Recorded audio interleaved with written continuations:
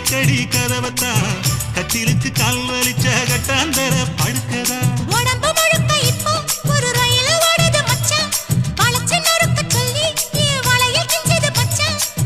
அடடா அல்வா துண்டு இடுப்பு போங்கிடுப்பு